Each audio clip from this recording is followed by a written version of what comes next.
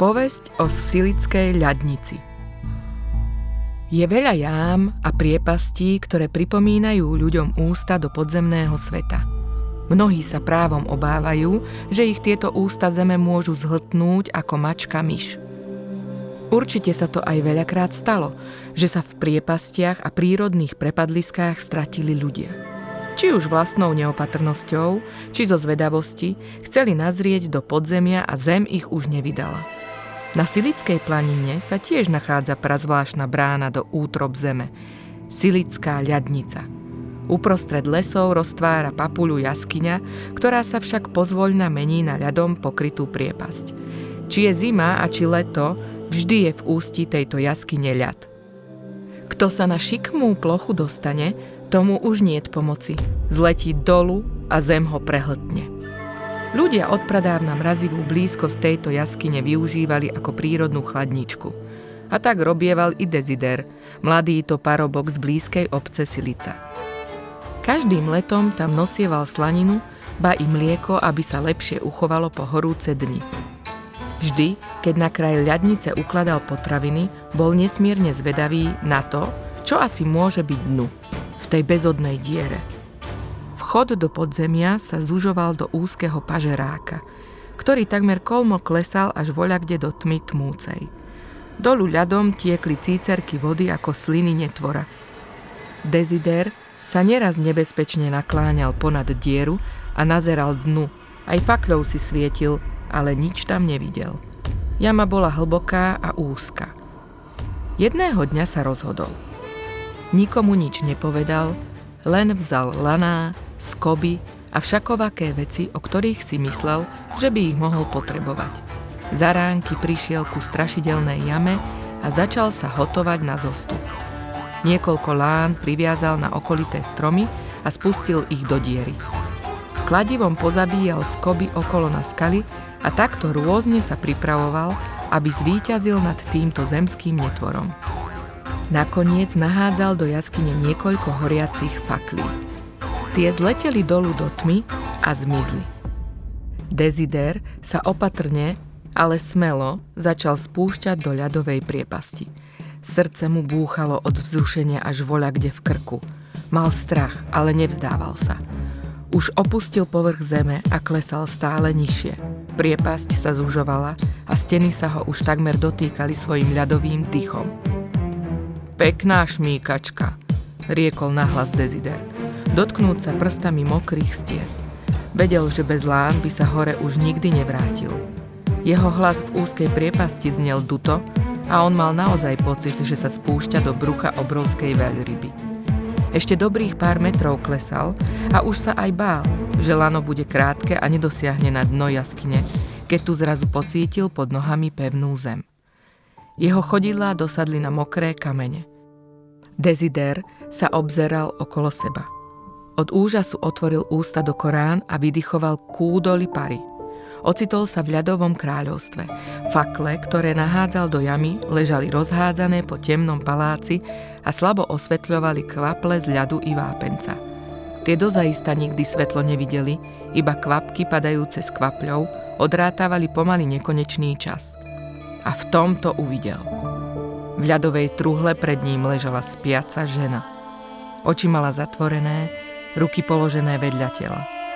Ležala v ľade nepohnuto, vlasy ako zo snehu, ako by sa vznášala. Jej tvár bola biela, pery pootvorené. Na krku mala akýsi starodávny šperk a na ušiach podivné náušnice. Ale Desiderovi sa zdalo, že nebola mŕtva. Iba spala. Dlhé hodiny sedel v prítmí pri tejto neznámej krásavici, ktorá z dôb pradávnych zavítala do jeho života. Kým bola? Princeznou a či panňou zo starobilého hradiska? Nakoniec sa pustil liesť nahor, späť na živý svet, kde vládlo leto a svetlo. Opustil vchod do jaskyne i les a vrátil sa domov. Nikomu nič nepovedal, iba chodil zádumčivý. Nevedel zabudnúť na spiacu krásku. Či pracoval, či večer ulíhal k spánku, stále ju mal pred očami. Princezná ako by ho volala. Desider, tvoja som, osloboď ma z tohto zakliatého zámku, na svetlo ma vyveď. Zacítil nepochopiteľnú lásku, ktorá ho vábila späť do jaskyne. Potajme, aby ho nikto nespozoroval, vydal sa opäť k jaskyni. Zostúpil do ľadnice a obával sa, že jeho bohyňa tam už nebude. Ale bola. Ležala tam nepohnuto ako antická socha. Pozoroval jej tvár, viečka vločkami a srieňou zdobené, jej drobné ruky i odhalený belostný krk, plný drôtených ozdôb a špirál. Ako by sa každú chvíľu chcela prebudiť, otvoriť oči a podať mu ruku. Keď sa zmetený Desider večer vracal domov, vo svojej hlave zreteľne počul jej hlas. Desider, milý, ukáž mi svetlo sveta. Už som zabudla, ako vietor veje. Junák sa celú noc prevaľoval, zaspať nevedel, nakoniec sa rozhodol. Vyplní pradávnej princeznej želanie. Pustil sa do príprav, odhodlaný na všetko. Tajne podonášal k jaskyni všetko, čo potreboval. Priviazal laná, splietol z nich dômyselný mechanizmus a spustil sa po nich do jaskyne. Princezná mu v hlave zreteľne šepkala. Poď si po mňa, milý môj, osloboď ma. Podišiel k nej so sekerou a nežne pohľadil jej ľadovú tvár. Potom zaťal. Vytesal telo bohyne z ľadu. Obviazal ju poriadne lanami, čo ako ťažká bola v tom ľade zamrznutá, položil ju rovno pod ústie priepasti. Začal ťahať ľadovú princeznú nahor.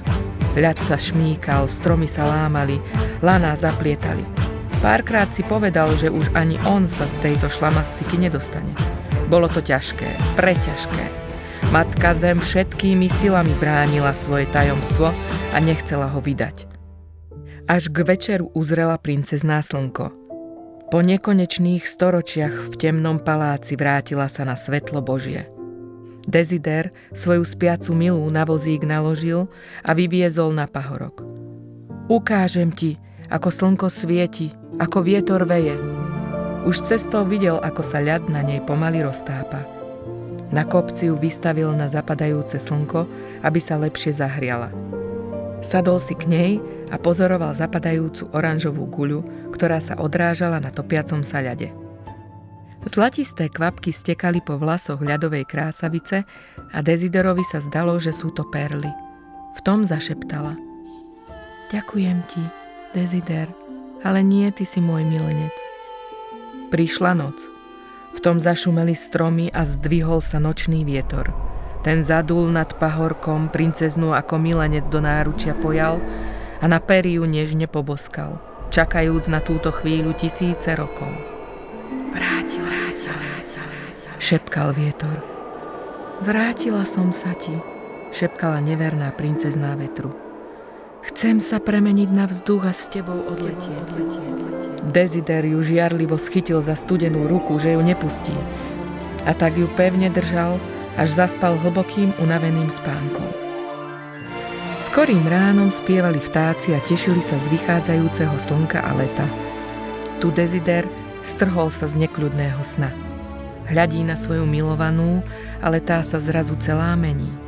Každou padnutou kvapkou z nej krása odchádza. Princezná pred očami starne a mení sa na starenu. Hladká koža vráskavie a belostný krk sa na čierny mení. Akoby ruka času, doteraz nemajúc nad ňou moc, schytila ju medzi kostnaté prsty a vytláčala z nej nádheru, čo ľad z minulosti zanechal. Akoby sa na vzduch menila a milenec vietor si ju preč odnášal. Oči sa jej prepadli, ústa z nenazdajky vyschli a pred zhrozeným Desiderom už neleží ľadová princezná.